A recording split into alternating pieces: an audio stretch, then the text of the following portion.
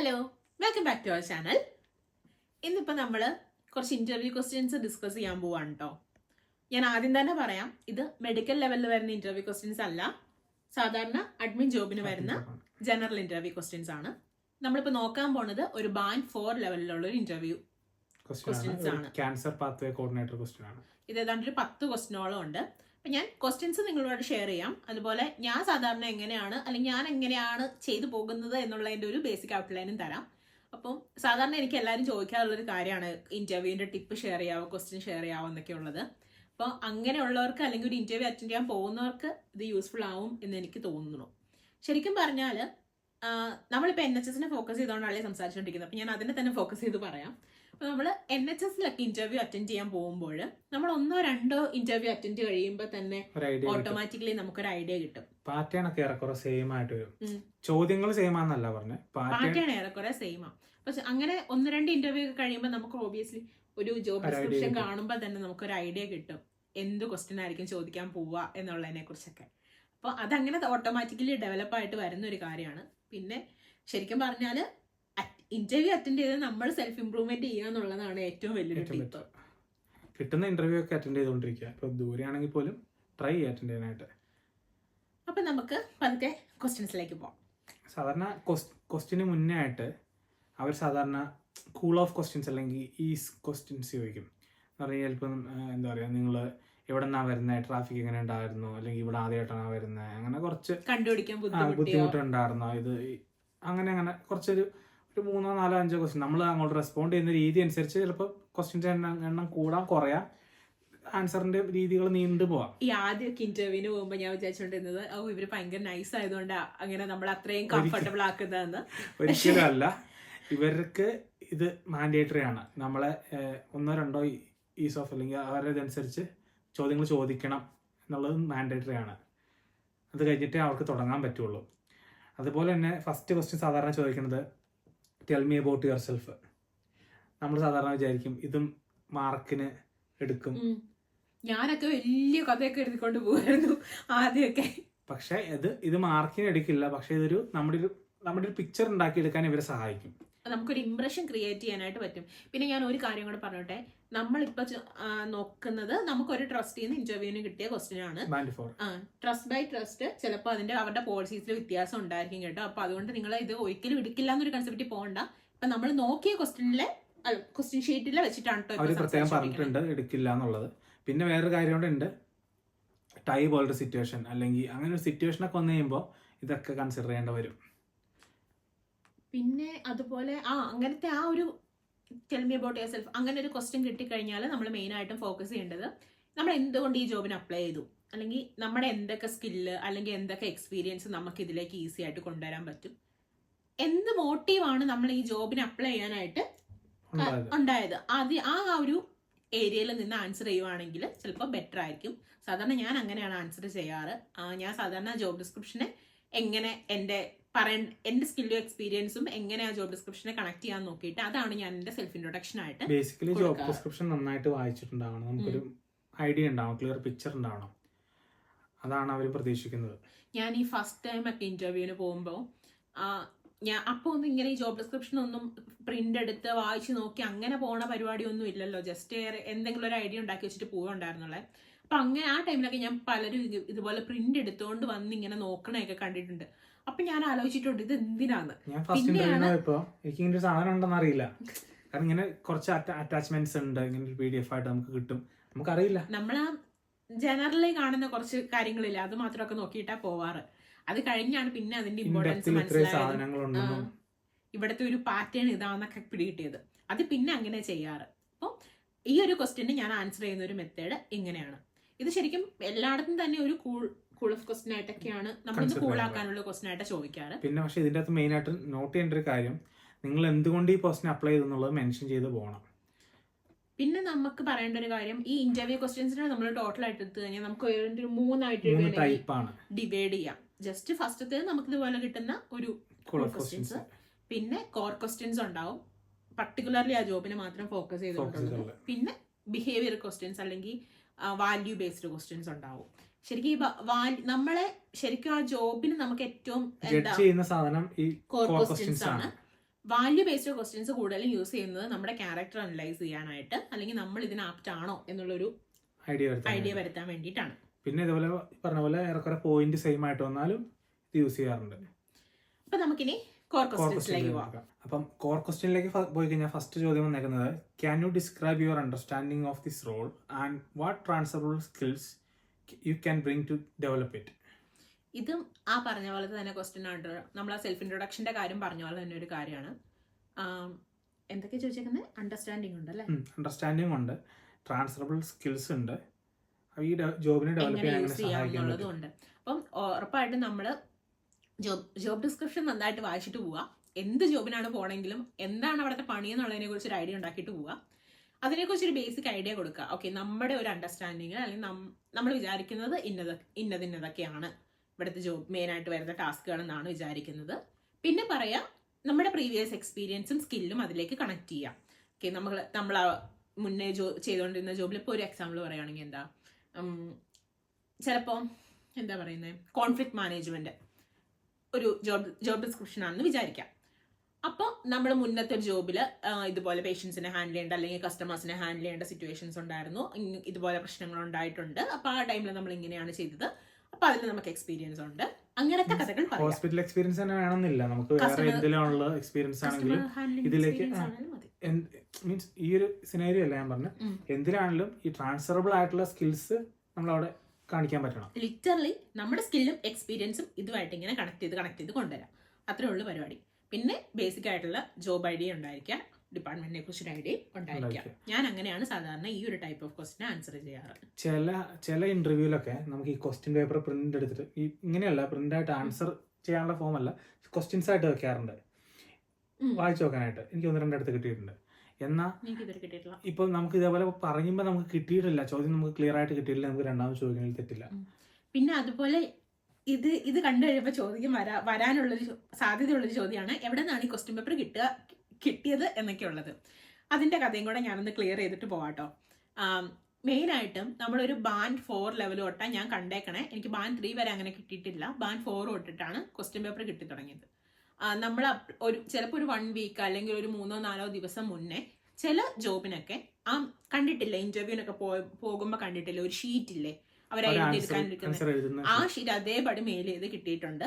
അല്ലെങ്കിൽ ചിലപ്പോൾ 1-2 ക്വസ്റ്റ്യൻസ് മാത്രം മെയിൽ ചെയ്ത് തരാറുണ്ട്. എനിക്ക് കണ്ടിട്ടില്ലായിരുന്നു, 6 ക്വസ്റ്റ്യൻ കോർ ക്വസ്റ്റ്യൻ ചോദിക്കും, അതിൽ 3 ഇതാണ് അങ്ങനെയൊക്കെ പറഞ്ഞുകൊണ്ട് തരാറുണ്ട്. അപ്പം അങ്ങനെയൊക്കെ തരുന്നത് മെയിനായിട്ടും നമ്മൾ ചിലപ്പോൾ മെയിനായിട്ടും ആ ജോബിന് വേണ്ടിയിട്ടുള്ളത്.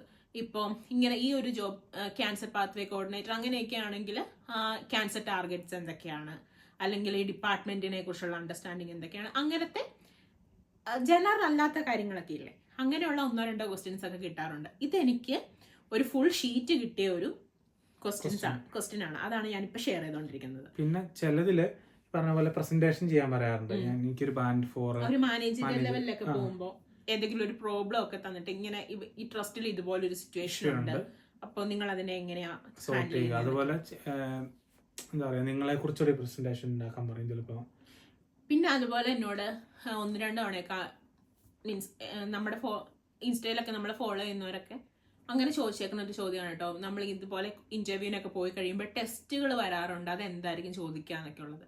അപ്പം എനിക്ക് പോയിട്ട് 1-2 തവണയൊക്കെ കിട്ടിയിട്ടുള്ളത് ഒരു മെയിൽ ടൈപ്പ് ചെയ്യാൻ അല്ലെങ്കിൽ ഒരു ലെറ്റർ ടൈപ്പ് ചെയ്യാൻ, അങ്ങനെയൊക്കെയാണ് സാധാരണ ടെസ്റ്റ് ആയിട്ടുള്ള രീതിയിൽ വരാറുള്ളത് അഡ്മിൻ ജോബുകൾക്ക് കേട്ടോ. പിന്നെ ഇത് ഞാൻ PDF ആയിട്ട് ഇത് ഞാൻ നിങ്ങൾക്ക് ഷെയർ ചെയ്യുന്നില്ല, കാരണം ഇത് നമുക്കൊരു ട്രസ്റ്റിൽ നിന്ന് കിട്ടിയ സാധനമല്ലേ. അപ്പോൾ പിന്നെ അതങ്ങനെ ഷെയർ ചെയ്ത് ഇനി ഇതാക്കണ്ട. എന്തായാലും ഞാൻ ക്വസ്റ്റ്യൻസ് എല്ലാം പറയുന്നുണ്ടല്ലോ. അപ്പോൾ ഇതിനകത്ത് ടെസ്റ്റുകളുടെ കാര്യം പറഞ്ഞു പോയപ്പോൾ അവർക്ക് ശരിക്കും പറഞ്ഞാൽ രണ്ടാമത് ടെസ്റ്റോ അല്ലെങ്കിൽ വേറെ ഇന്റർവ്യൂ നടത്താനുള്ള ചാൻസ് ഉണ്ട്. കാരണം ഈ ഇന്റർവ്യൂ ക്വസ്റ്റ്യൻ കഴിഞ്ഞ് കഴിയുമ്പോൾ ഒരു ടൈ പോലത്തെ സിറ്റുവേഷൻ അല്ലെങ്കിൽ അവർക്ക് ചൂസ് ചെയ്യാൻ പറ്റാത്തൊരു സിറ്റുവേഷൻ വന്നു കഴിയുമ്പോൾ അവർക്ക് രണ്ടാമത് ഇന്റർവ്യൂ ഷെഡ്യൂൾ ചെയ്യാൻ പറ്റും. അതുപോലെ രണ്ടാമത് വേണമെങ്കിൽ ഒരു ടെസ്റ്റ് ഷെഡ്യൂൾ ചെയ്യാൻ പറ്റും. എനിക്ക് ടെസ്റ്റ് ഉണ്ടായിരുന്നു, പ്രാക്ടിക്കൽ ടെസ്റ്റ് ഉണ്ടായിരുന്നു മെക്കാനിക്കൽ ജോബിൽ. അപ്പോൾ അതൊക്കെയാണ് ഇതുമായിട്ട് ബന്ധപ്പെട്ട് പറയാനുള്ളത്. അപ്പോൾ ഇതെന്തായാലും ഞാൻ ഈ PDF ആയിട്ട് നിങ്ങൾക്ക് ഷെയർ ചെയ്യുന്നില്ല, വീഡിയോ കണ്ടു നോക്കുക, ക്വസ്റ്റ്യൻസ് എല്ലാം ഞാൻ പറഞ്ഞു പോവാം. അപ്പോൾ ഇനി അടുത്ത നെക്സ്റ്റ് ക്വസ്റ്റ്യൻ നമ്പർ 2 ആണ്. ഇത് കോർ ക്വസ്റ്റ്യനിൽ what is your understanding of cancer waiting time and targets and what do you think are the biggest challenges in achieving these? ഇത് മെയിനായിട്ട് നമ്മൾ ഇത് ഓരോ ഡിപ്പാർട്ട്മെന്റ് അനുസരിച്ച് മാറി വന്നുകൊണ്ടിരിക്കും. ഇവിടെ എന്ന് പറയുമ്പോൾ ക്യാൻസർ പാത്വേ കോർഡിനേറ്റർ ആ ഒരു ജോബിനൊക്കെ ഒരു 62 days 32 days എന്ന് പറഞ്ഞാൽ അങ്ങനെ ഒരു 3 ടാർഗറ്റ് ഒക്കെ ഉണ്ട്.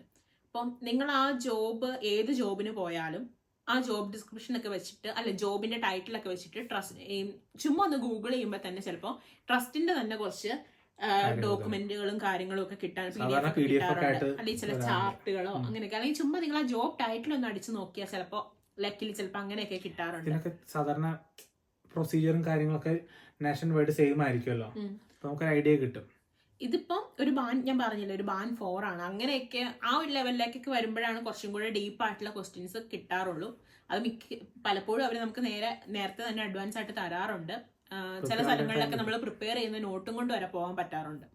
അപ്പോൾ അങ്ങനെയുള്ളതാണെങ്കിൽ അങ്ങനെ പ്രിപ്പയർ ചെയ്ത് വെക്കുക. അല്ലെന്നുണ്ടെങ്കിൽ ജസ്റ്റ് ഒന്ന് ഗൂഗിളൊക്കെ ചെയ്തിട്ട് എന്താണ് ആ ട്രസ്റ്റിന്റെ അല്ലെങ്കിൽ ആ ഒരു പർട്ടിക്കുലർ ജോബ് അല്ലെങ്കിൽ ആ ഒരു പർട്ടിക്കുലർ ഡിപ്പാർട്ട്മെന്റിന്റെ ഫംഗ്ഷൻ എങ്ങനെയൊക്കെയാണ് എന്നുള്ളതിനെ കുറിച്ചൊരു ഐഡിയ ഉണ്ടാക്കി വെക്കുക. അത് ഒരുപാട് മെഡിക്കൽ റിലേറ്റഡ് ആയിട്ടൊന്നും പോകണ്ട, ഒരു ജനറൽ ഐഡിയ ഉണ്ടാക്കി വെച്ചിട്ട് പോവാം. ഞാൻ അങ്ങനെയാണ് സാധാരണ ചെയ്യാറ്.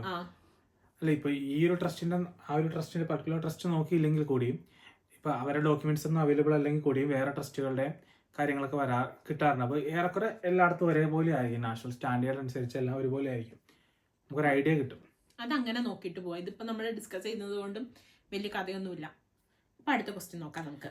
നമ്പർ 3 ക്വസ്റ്റ്യനില് ഇതൊരു വലിയ കഥയാണ്, ഒരു സിനാരിയോ ബേസ്ഡ്. ഞാൻ ചുരുക്കത്തിൽ പറഞ്ഞുതരാം. ഇപ്പൊ നിങ്ങളുടെ ഒരു പേഷ്യന്റിന്റെ ക്യാൻസർ ട്രീറ്റ്മെന്റിൽ ടാർഗറ്റ് ബ്രീച്ച് ആയി. അപ്പൊ അത് നിങ്ങളുടെ ഒരു ക്ലിനിക്കൽ കൊളീഗാണ്, ക്ലിനിക്കൽ കൊളീഗിന്റെ അടുത്ത് സംസാരിച്ച് കഴിഞ്ഞപ്പോൾ അവരത് നിങ്ങളെ റൂഡായിട്ട് ബിഹേവ് ചെയ്തു.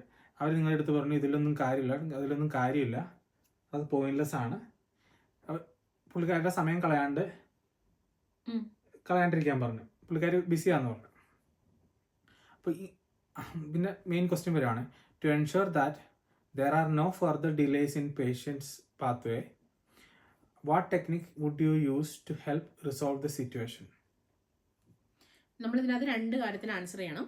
ഒന്ന്, നമുക്കത് എങ്ങനെ ബ്രീച്ച് എങ്ങനെ പ്രിവെന്റ് ചെയ്യാമെന്ന് നമ്മൾ പറയണം. എന്തൊക്കെ ടെക്നിക്കുകളാണ് നമ്മൾ അതിന് വേണ്ടിയിട്ട് യൂസ് ചെയ്യുന്നത് എന്നുള്ളതും പറയണം. അപ്പൊ മെയിൻ ആയിട്ടും ഇതുപോലെ ഇച്ചിരി കോൺഫ്ലിക്ട് റിലേറ്റഡ് ആയിട്ടുള്ള കാര്യങ്ങളൊക്കെ വന്നു കഴിഞ്ഞാൽ നമ്മൾ ഫസ്റ്റ് തന്നെ ചെയ്യേണ്ട കാര്യം നമ്മൾ കുറച്ചും കൂടെ ഒന്ന് കാം ആവുക, പ്രൊഫഷണൽ ആവുക എന്നുള്ളതാണ്. പ്രൊഫഷണലിസം മെയിൻറ്റെയിൻ ചെയ്യുക എന്നുള്ളത്. സാധാരണ ഈ ബാൻഡ് 4 ആ ഒരു ലെവലിലേക്ക് വരുമ്പോൾ സാധാരണ പ്രതീക്ഷിക്കാവുന്ന ഒരു ചോദ്യമായി കോൺഫ്ലിക്ട് മാനേജ്മെന്റ് എന്ന് പറയുന്നത്. നമ്മൾ മാക്സിമം കാം ആയിട്ടിരിക്കാം. പിന്നെ എപ്പോഴാണെങ്കിലും നമ്മളൊരു NHS ഇന്റർവ്യൂവിന് പോകുമ്പോൾ നമ്മൾ മെയിൻ ആയിട്ട് മനസ്സിൽ വെക്കേണ്ട കാര്യം, നമ്മുടെ ഫസ്റ്റ് പ്രയോറിറ്റി എന്ന് പറയുന്നത് എപ്പോഴും പേഷ്യൻസിന്റെ വെൽബീയിങ് ആണ്. അതിങ്ങനെ തന്നെ പറയുകയും ചെയ്യണം, പേഷ്യൻസ് ഫസ്റ്റ് എന്നുള്ള രീതിക്ക് പറയുകയും ചെയ്യണം. അപ്പോൾ അതിനാണ് നമ്മൾ ഇവിടെയും ഫോക്കസ് ചെയ്യേണ്ടത്. നമുക്ക് എന്ത് സംഭവിച്ചാലും നമുക്ക് ഈ ബ്രീച്ച് ഉണ്ടാവാണ്ടിരിക്കാനാണ് നമ്മൾ നോക്കേണ്ടത്. അപ്പം പേഷ്യൻസിനാണ് നമ്മൾ ഫസ്റ്റ് പ്രയോറിറ്റി കൊടുക്കുക. ആ രീതിയിൽ വേണം ആൻസർ ചെയ്യാൻ. പക്ഷെ അറ്റ് ദ സെയിം ടൈം ഇതിനൊരു 2 വശം കൂടെ ഉണ്ട്. പേഷ്യന്റിന് നമ്മൾ പ്രയോറിറ്റി കൊടുക്കണം, അതുപോലെ തന്നെ അവർ എന്തുകൊണ്ട് അങ്ങനെ പറഞ്ഞു എന്നുള്ളതും കൂടെ നോക്കേണ്ട ഉത്തരവാദിത്വമുണ്ട്. പ്രത്യേകിച്ച് നമുക്ക് ബാൻ 4 തൊട്ട് അങ്ങനെ കുറച്ചും കൂടെ റെസ്പോൺസിബിൾ ആയിട്ടുള്ള ഒരു പോസ്റ്റിലാണ് നമ്മൾ ഇരിക്കുന്നതെങ്കിൽ എന്തുകൊണ്ടാണ് അങ്ങനെ ബിഹേവ് ചെയ്തത് എന്നുള്ളത് ചെക്ക് ചെയ്യേണ്ട കാര്യം കൂടെ നമുക്കുണ്ട്. ചിലപ്പം അവർക്ക് അവരുടെ വർക്ക് പ്രഷർ കൊണ്ടായിരിക്കും, അല്ലെന്നുണ്ടെങ്കിൽ എന്താ പറയുക, അവർക്ക് ആ ഒരു പർട്ടിക്കുലർ ജോബ് ചെയ്യാനുള്ള സ്കില്ല് കുറവുണ്ടായിരിക്കും, ട്രെയിനിങ് കുറവുണ്ടായിരിക്കും, അതല്ലെങ്കിൽ ചിലപ്പോൾ വേറെ എന്തെങ്കിലും മാറ്റം ഉണ്ടാവും അതിൻ്റെ പുറകിൽ. അങ്ങനെ പല ഇഷ്യൂസ് അതിൻ്റെ പുറകിലുണ്ടാവും. അപ്പോൾ അത് എന്തുകൊണ്ടാണ് അങ്ങനെ ബിഹേവ് ചെയ്തത് എന്നുള്ളത് കൊണ്ട് ചിന്തിക്കുക. അവരുടെ വർക്ക് പ്രഷറും കാര്യങ്ങളെക്കുറിച്ച് നമുക്കൊരു അവയർനെസ് ഉണ്ടെങ്കിൽ അത് അഡ്രസ്സ് ചെയ്യുക, അല്ലെങ്കിൽ അതിനെ കൺസിഡർ ചെയ്യുക എന്നുള്ളൊരു കാര്യം കൂടെ നമ്മൾ നോക്കണം. പിന്നെ അതുപോലെ തന്നെ വേറെ ടീമാണെങ്കിൽ കൂടിയും ആ വർക്ക് പ്രഷർ നമ്മൾ മനസ്സിലാക്കിയിരിക്കുക എന്നുള്ളതുണ്ട്. പിന്നെ വേണ്ട നെസസറി സ്റ്റെപ്പും കാര്യങ്ങളും എല്ലാം നമ്മൾ എടുക്കേണ്ട ടെക്നിക്കുകളെല്ലാം എടുക്കുക.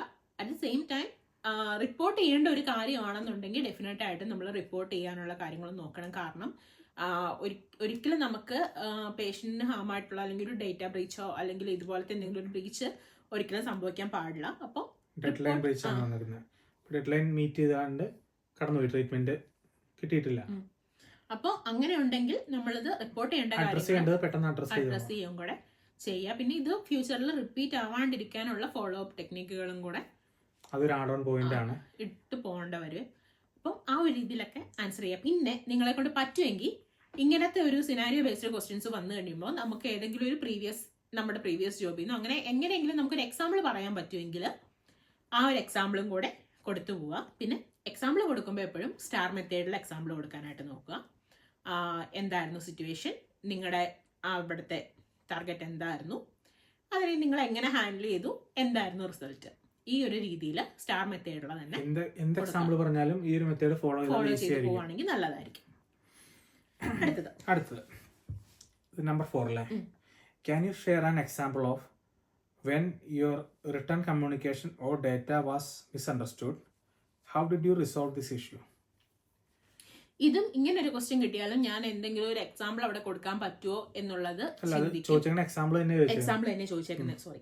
അപ്പോൾ നമുക്ക് ഒരു എക്സാമ്പിൾ കൊടുക്കണതിന്റെ ഒപ്പം തന്നെ ഒരു ജനറൽ ഐഡിയ ഉണ്ടല്ലോ. ഒരു ക്വസ്റ്റ്യൻ കിട്ടിക്കഴിഞ്ഞ് ഇത് ഇങ്ങനെ ഒരു സിറ്റുവേഷൻ ഉണ്ടായി കഴിഞ്ഞാൽ നമ്മളത് എങ്ങനെയായിരിക്കും ഹാൻഡിൽ ചെയ്യുക എന്നുള്ളതിന്റെ ഒരു ജനറൽ ഐഡിയ. അപ്പം ഇങ്ങനൊരു സിറ്റുവേഷൻ വന്നു കഴിഞ്ഞാൽ ഞാൻ ഇതിന് ഇങ്ങനെയായിരിക്കും ഹാൻഡിൽ ചെയ്യുക. ചിലപ്പോൾ അല്ലെങ്കിൽ നമ്മുടെ ഒരു കമ്മ്യൂണിക്കേഷൻ നടത്തുന്നതിന് മുന്നേ 2 or 3 സെന്റൻസിൽ ഒരു ജനറൽ ആൻസർ പറഞ്ഞിട്ട് ഈവൻ നമ്മൾ ഡബിൾ ചെക്ക് ചെയ്യുമെങ്കിലും ചെയ്യുമല്ലോ. അങ്ങനെ ഒരു ജനറൽ ഐഡിയ എപ്പോഴും കൊടുക്കാറുണ്ട്. അത് കഴിഞ്ഞിട്ട് ഒരു എക്സാമ്പിൾ കൊടുക്കും. ആ എക്സാമ്പിൾ കഴിയുന്നതും സ്റ്റാർ മെത്തേഡിൽ തന്നെ ഫോളോ ചെയ്ത് പോകാനായിട്ട് നോക്കും. ആവശ്യം എന്നുണ്ടെങ്കിൽ ചിലപ്പോൾ ഒരു എക്സാമ്പിൾ അല്ല 1-2 എക്സാമ്പിളുകൾ കൊടുത്തു പോവാം. അത് നമ്മൾ അപ്ലൈ ചെയ്യുന്ന പോസ്റ്റ് കയറി വരുന്നത് പോലെ ഇരിക്കും. എത്രത്തോളം നിങ്ങൾക്ക് എക്സാമ്പിൾ കൊടുക്കാൻ പറ്റുമോ അത്രത്തോളം നല്ലതാണ്. നമുക്ക് അവിടെ പ്രൂവ് ചെയ്യാനുള്ള ഒരു ഓപ്പർച്യൂണിറ്റിയാണ് ഈ എക്സാമ്പിൾ കൊടുക്കുക എന്ന് പറയുന്നത്. നമുക്ക് പണി അറിയാം എന്ന് പറഞ്ഞ് കൊടുക്കേണ്ട അതിന് ഒരുപാട് ഹെൽപ്പ് ചെയ്യും എക്സാമ്പിളുകൾ കൊടുക്കുന്നത്. അപ്പൊ അത് അങ്ങനെയാണ് ചെയ്യാം. എക്സാമ്പിൾ പറഞ്ഞു വരുമ്പോൾ നമുക്ക് തിരിച്ചു പണിയാവാത്ത രീതിയിലുള്ള എക്സാമ്പിളുകൾ പറയണം. ഈ ഒരു ക്വസ്റ്റ്യൻ ആൻസർ ചെയ്യുമ്പോൾ അത് പ്രത്യേകം ശ്രദ്ധിക്കണം. ഈ ഇലയ്ക്കും മുള്ളനും കേടില്ലാത്ത രീതിയിൽ വേണം ആൻസർ ചെയ്യാൻ വേണ്ടിയിട്ട്. മിസ്അണ്ടർസ്റ്റുഡ് എന്നാ പറയണം, പക്ഷെ നമ്മളുടെ ഒരു മിസ്റ്റേക്ക് ആയെന്ന രീതിക്ക് മറ്റേ പറഞ്ഞു കഴിഞ്ഞാല് ഇപ്പം നമ്മൾ കഥ പറഞ്ഞു വന്നു പറയുമ്പോൾ അതുമല്ല കോൺഫിഡൻഷ്യാലിറ്റി ബ്രീച്ചിലേക്കോ അങ്ങനെയുള്ളതിലേക്കൊന്നും പോവാണ്ടിരിക്കാനായിട്ട് നോക്കുക. അടുത്ത question, how do you ensure the accuracy and reliability of your data? ഇപ്പോൾ ഇങ്ങനെ ഒരു ക്വസ്റ്റ്യൻ കിട്ടിക്കഴിഞ്ഞാൽ എന്തൊക്കെ നമുക്ക് അതിനകത്ത് പറയാൻ പറ്റും? ഡേറ്റ ആക്യുറസി എൻഷുർ ചെയ്യാൻ വേണ്ടിയിട്ട് നമുക്ക് ഏറ്റവും എളുപ്പത്തിൽ ചെയ്യാൻ പറ്റുന്ന കാര്യം ഡേറ്റ ക്രോസ് ചെക്ക് ചെയ്യാം എന്നുള്ളതാണ്. പിന്നെ എപ്പോഴും സോഴ്സ് ആണെങ്കിലും ഡേറ്റയുടെ സോഴ്സ് ആണെങ്കിലും നമ്മൾ എൻഷുർ ചെയ്യുക, അത് പ്രോപ്പർ സോഴ്സ് ആണെന്നുള്ള കാര്യങ്ങളൊക്കെ എൻഷുർ ചെയ്യാം. പിന്നെ എന്തൊക്കെ ചെയ്യാൻ പറ്റും? ഒരു എറർ എപ്പോഴെങ്കിലും സംഭവിച്ചു കഴിഞ്ഞാൽ അത് മാക്സിമം ഇമ്മീഡിയറ്റ് ആയിട്ട് തന്നെ കണ്ടുപിടിക്കാനും കറക്റ്റ് ചെയ്യാനുമായിട്ട് നോക്കുക. ഇൻ കേസ് നമ്മുടെ ഡേറ്റ ഷീറ്റിൽ എന്തെങ്കിലും മിസ്റ്റേക്ക് കൊണ്ടോ ഒക്കെയാണ് ആ എറർ സംഭവിക്കുന്നതെങ്കിൽ അത് ഇനി ഫ്യൂച്ചറിൽ വരാതിരിക്കാനുള്ള മെഷേഴ്സ് എടുക്കുക. പിന്നെ SOP ഫോളോ ചെയ്യുക. പിന്നെ എന്തൊക്കെ ചെയ്യാൻ പറ്റും? നാഷണൽ ഗൈഡ് ലൈൻ എങ്ങനെയാണെന്നുള്ളത് ഫോളോ ചെയ്തു പോവുക. പിന്നെ വേണമെങ്കിൽ ആവശ്യമില്ലെങ്കിലും വെറുതെ GDPRന്റെ കാര്യമൊക്കെ വേണമെങ്കിൽ പറഞ്ഞു പോവാം. പക്ഷെ അത് ഇതുമായിട്ട് അത്ര റിലവൻ്റ് ആണെന്ന് എനിക്ക് തോന്നുന്നില്ല കേട്ടോ. അപ്പം അങ്ങനെയൊക്കെ SOP പറയാം. SOP ഉറപ്പായിട്ടും പറയേണ്ട കാര്യമാണ്. പിന്നെ ഈ പറഞ്ഞ പോലെ ഇത് ആക്യുറസി പേഷ്യൻ്റെ ലൈഫിനെ അഫക്ട് ചെയ്യുന്ന ഒരു കാര്യമാണ്. അപ്പം അതിന് അതിൻ്റെതായ കെയർ കൊടുക്കും എന്നുള്ള രീതിക്ക് തന്നെ പറഞ്ഞു പോവാം. ഇതൊക്കെയാണ് ആ ഒരു ആൻസറിൽ ചെയ്യാൻ പറ്റുക. പക്ഷെ നിങ്ങൾ സെർച്ച് ചെയ്യുക, നിങ്ങളുടേതായിട്ടൊരു ആൻസർ ഡെവലപ്പ് ചെയ്ത് കൊണ്ടുവരിക. ഇത് മീൻസ് നമ്മളിത് ആൻസർ പ്രിപ്പയർ ചെയ്ത് ആൻസർ ചെയ്ത് കൊണ്ടുവരുമ്പോഴാണ് ഐഡിയാസ് വരിക. അടുത്ത question, what actions would you take if you discovered a gap or inconsistency in a patients care pathway?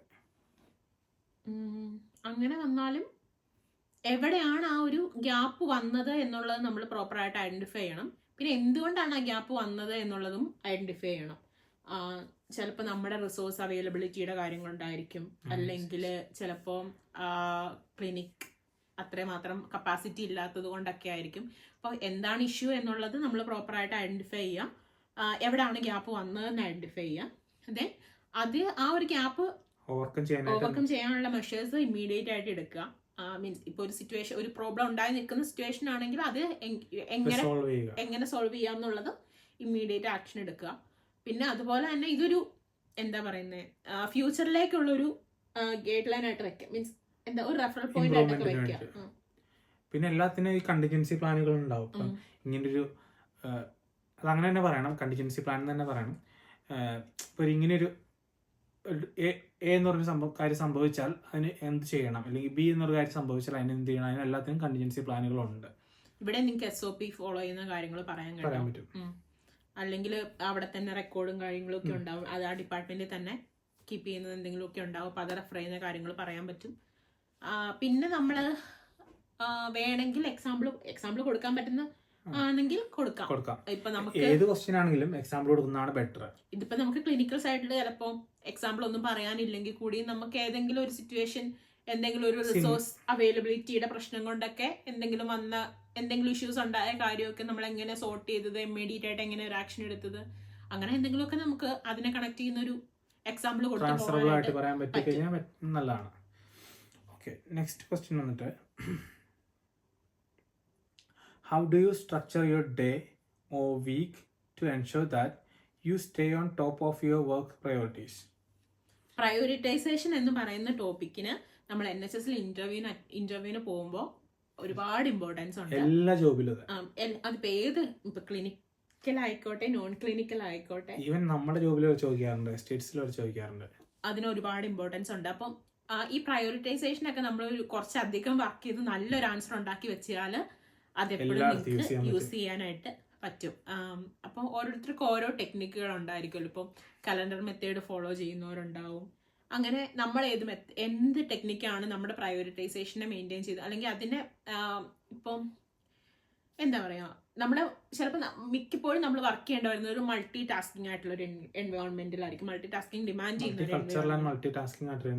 എൻവയോൺമെന്റിലായിരിക്കും. അപ്പം നമ്മൾ എങ്ങനെ നമ്മുടെ വർക്കിനെ ഓർഗനൈസ് ചെയ്യുന്നു, എങ്ങനെ ഇമ്പോർട്ടൻ്റ് ആയിട്ടുള്ള അർജന്റ് ആയിട്ടുള്ള കാര്യങ്ങളെ നമ്മൾ പിക്ക് ചെയ്യുന്നു, അതിനെ പ്രയോറിറ്റൈസ് ചെയ്യുന്നു, ആ ഒരു രീതിയിലൊക്കെ വേണം ആൻസർ ചെയ്യാനായിട്ട്. പിന്നെ ഓർഗനൈസ് ചെയ്യണം പ്രോപ്പറായിട്ട്, നമ്മളെല്ലാം വർക്ക് ഷെഡ്യൂൾ ചെയ്ത് വെച്ചിട്ടുണ്ടാവണം.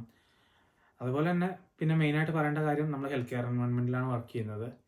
അവിടെ പ്രയോറിറ്റികൾ എപ്പോൾ വേണേലും എല്ലാ മിനിറ്റിലും ചേഞ്ച് ചെയ്യാം. അപ്പം നമ്മൾ കാര്യങ്ങൾ ഓർഗനൈസ് ചെയ്യുന്ന പോലെ ഇമ്പോർട്ടൻ്റ് ആണ് നമ്മൾ ഫ്ലെക്സിബിൾ ആയിട്ട് ഇരിക്കുക എന്നുള്ളത്. അങ്ങനെയൊക്കെ പറഞ്ഞു പോവാം.